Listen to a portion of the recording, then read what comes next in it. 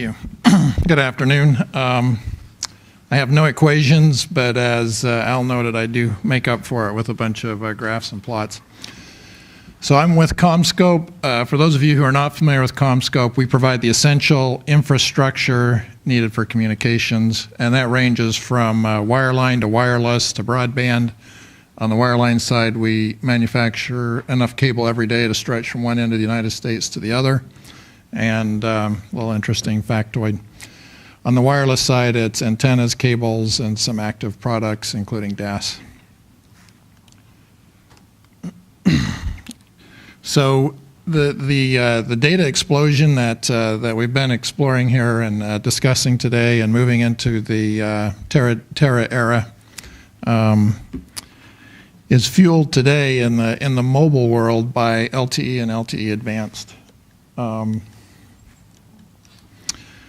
We see LTE being deployed quicker than any previous technology. And we see that LTE Advanced is already in 21 networks worldwide. It's the most efficient and the best technology at this point available. And the applications that we've been talking about, the video and the IoT, are all dependent upon this technology. So I like to equate the base station antenna to something like a speaker.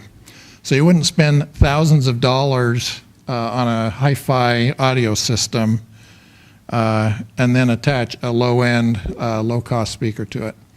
It's really as good as, or no better than, the speaker, let's say. And it's the same with antennas. As the radios approach Shannon's law in their performance, they need antennas that can match that performance. And I'm going to talk a little bit here about a specific type of antenna that I think is kind of the next step in evolution. Here, this is a study that was done, published by 4G Americas. This is showing data throughput rates as a function of antenna column spacing. So the blue line here is cell edge. The red line is maximum throughput, and the green line is average throughput. And right here is 1 lambda. So what this tells us on the downlink is that data throughput on the cell edge works best when the antennas are very close together, when the columns are very close together. And this is the type of configuration that we see in a beamforming antenna.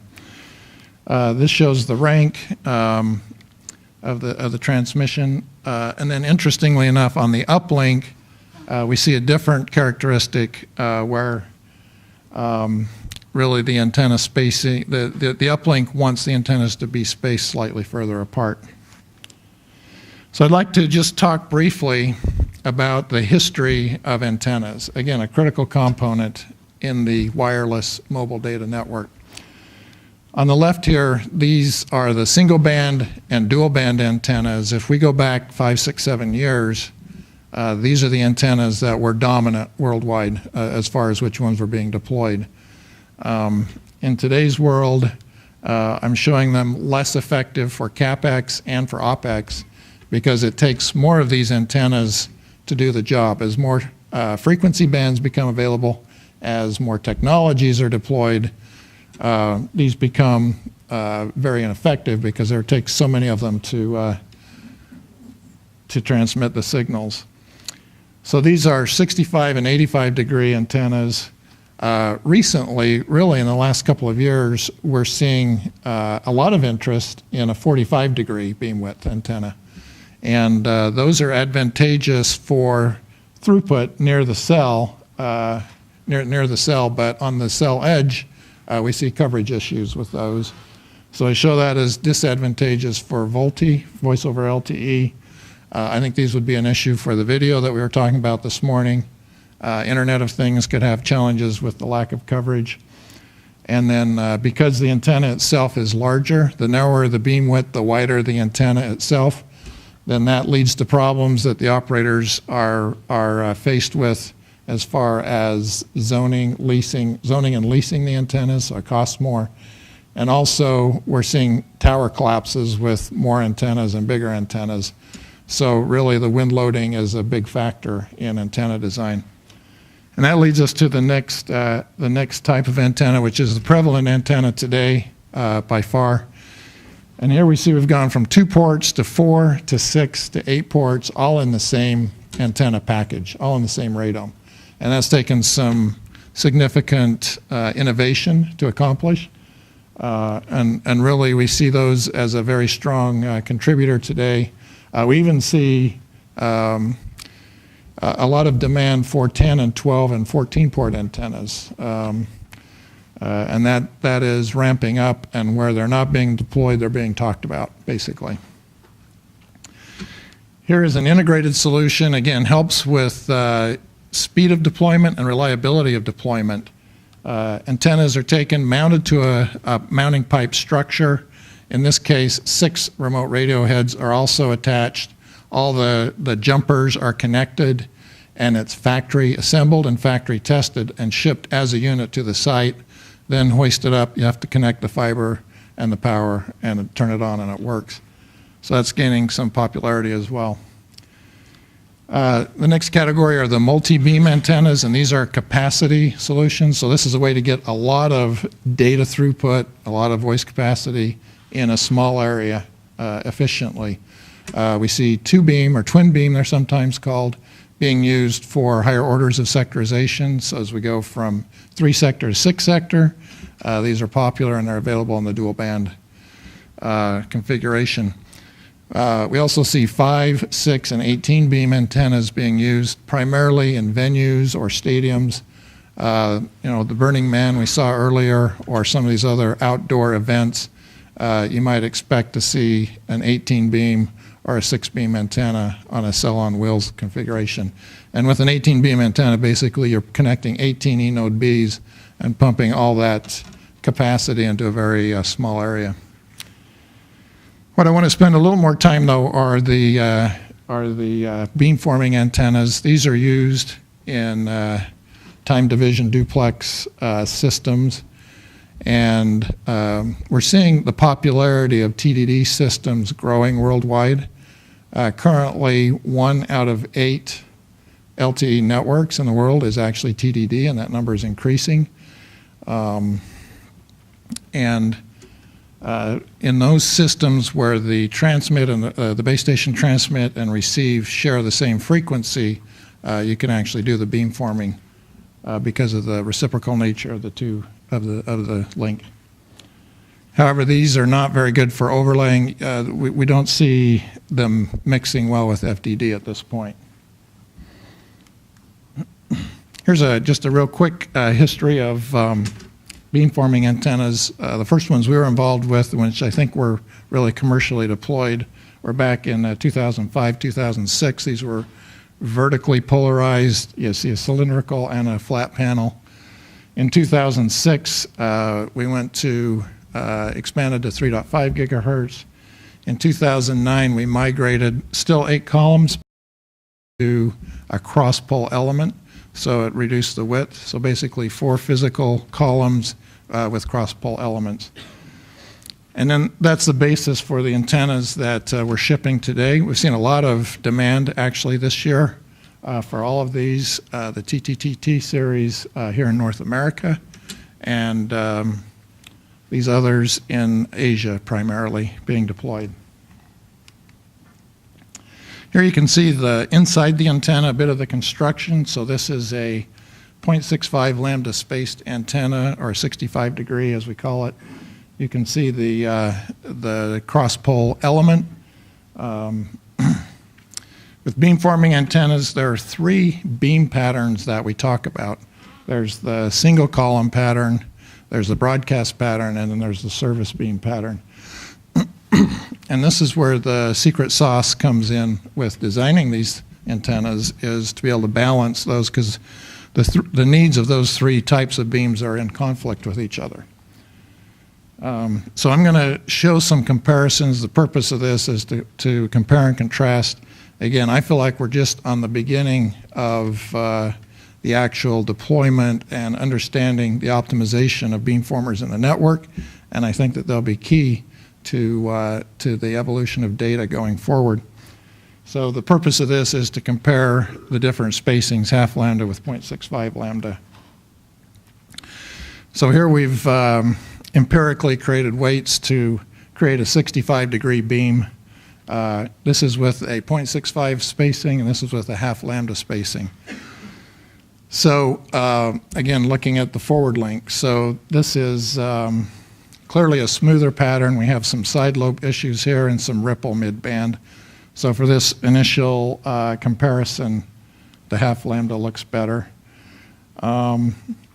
Here what we do is we talk about just how far we steer the beam off of Borscht site for the service beam. So here's a beam steered 30 degrees off of Borscht site. You can see the grading lobe has come up to about minus 10 dB.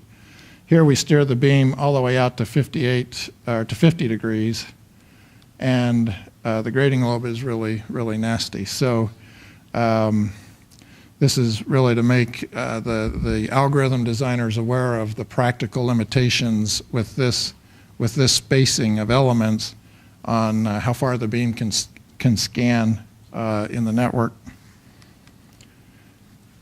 Each of these 8 columns that we've talked about, we see the 8 input ports, has to be carefully calibrated relative to each other. So this is a new function for an E-node B, for a base station.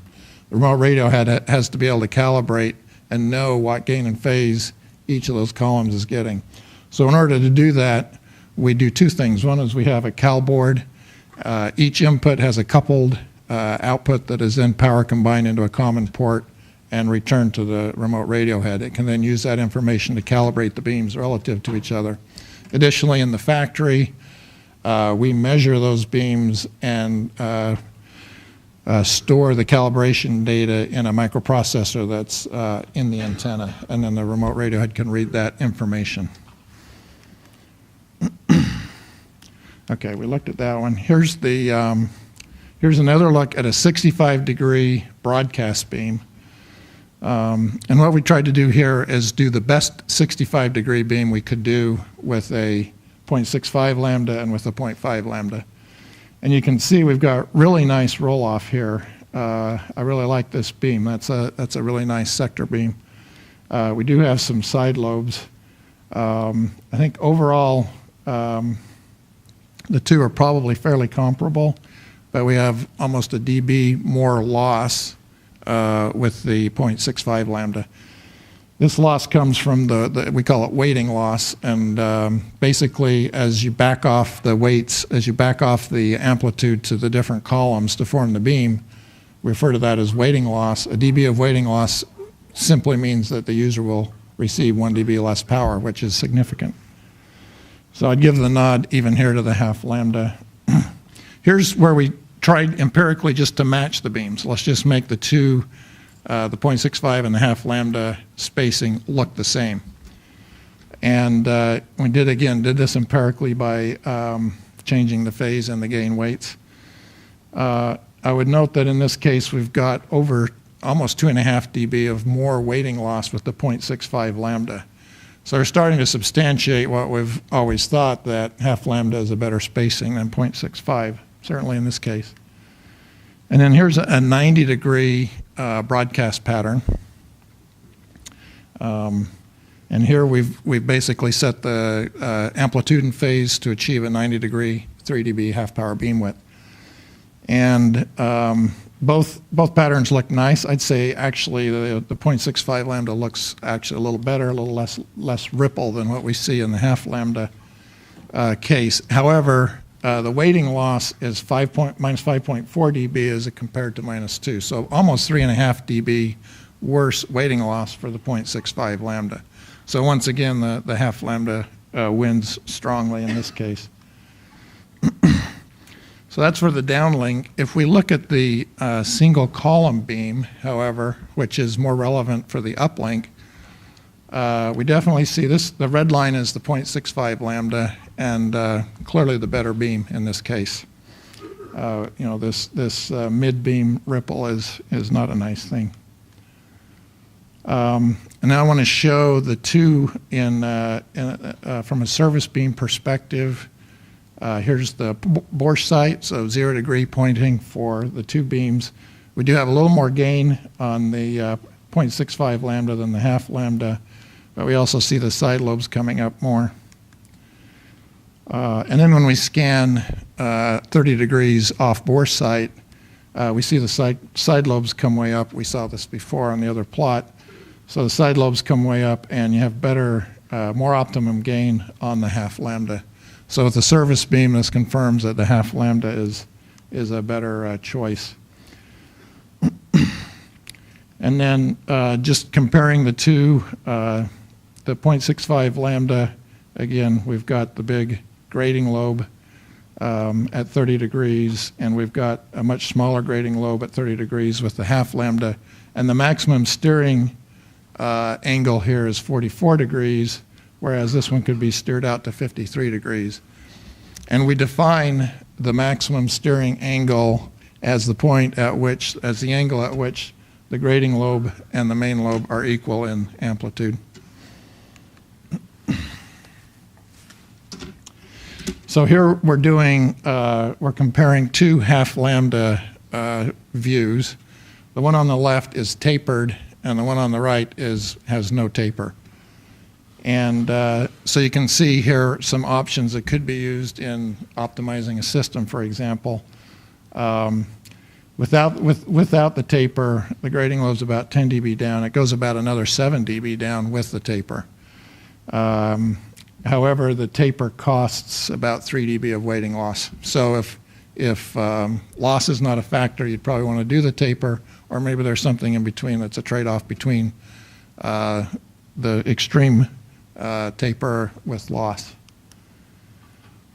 So there's a view of the antenna as it's being shipped today.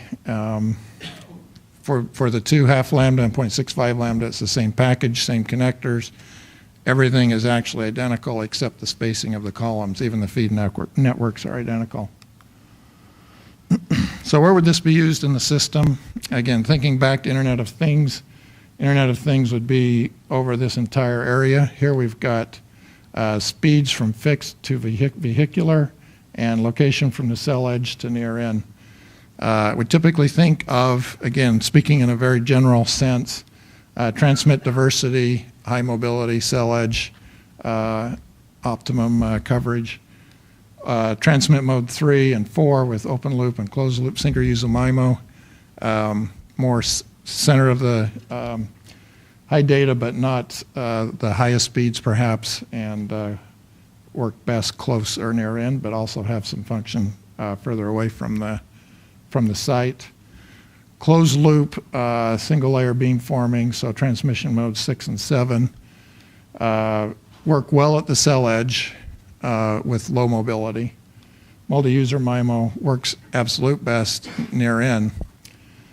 So last week I was at another conference, and Sprint shared some results. They're doing a trial, and they configured a system with using beamforming antennas, a TDD system.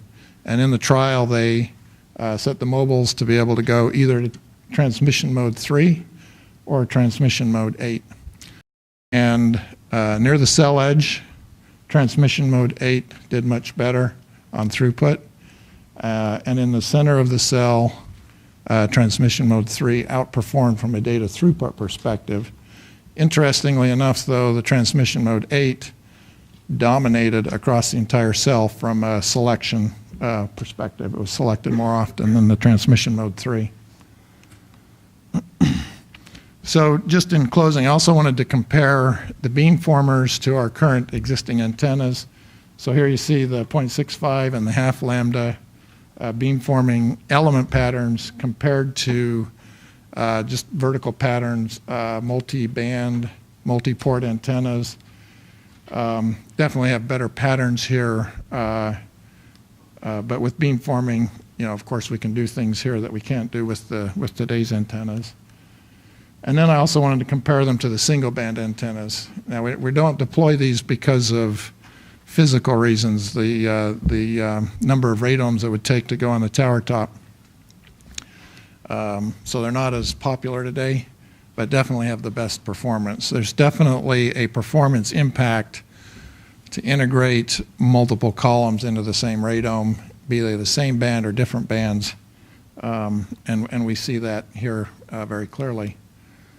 I just want to give you a quick view of the patterns. So going left to right across the aperture, you can see a little bit of squint to the left. Here you see a little bit of squint to the right with the half lambda.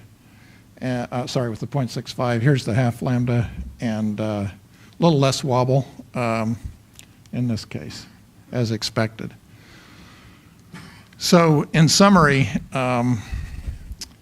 antennas have evolved over the past, let's say, 15, 20 years of wireless. That evolution has accelerated in the past few years.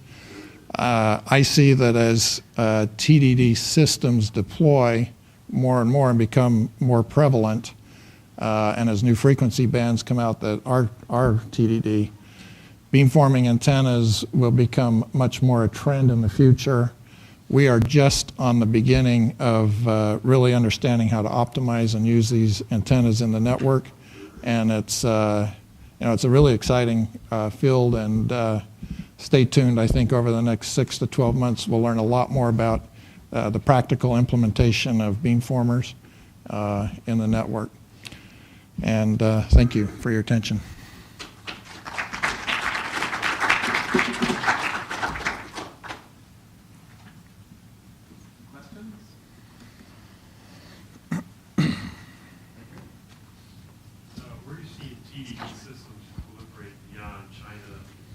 Sprint in the U.S.? I see them also in other parts of Asia. We see them in Taiwan. In the U.S. right now, it's just Sprint that's doing the beamforming, doing the TDD systems. Anywhere in Europe? Not that I'm aware of, although we see some 3.5, we see some pushes into 3.5 gig, which as I understand, will likely be TDD. Okay, thank you. Do you see the future spectrum as it becomes available? Do you think it's going to be allocated to FDD or TDD or a mixture? And does will that have a significant impact on the antennas and how the networks are designed? Yeah, so let's see, there are 3 bands being talked about in North America right now. AWS 3 auction, of course, is underway this week, and that'll be FDD. The 600 megahertz is going around and around from a legislative perspective, or trying to figure out the policy. That'll be FDD. And then the 3.5 gig, I expect will be TDD. And I think there's another next step here in the antenna evolution where we may see TDD and FDD antennas under the same radome, even though they don't necessarily function together. They don't share elements, but they might share a physical package. For example, you might have a 3.5, well, that's probably a bad example. Those will probably be more for small cells, but let's just say an AWS 3 or an AWS 4 could be combined actually with a 2.6 in the same package, and I expect that we'll see that. There'll just be more ports. I don't see an interaction between the elements. Okay, I think we need to move on. Excellent.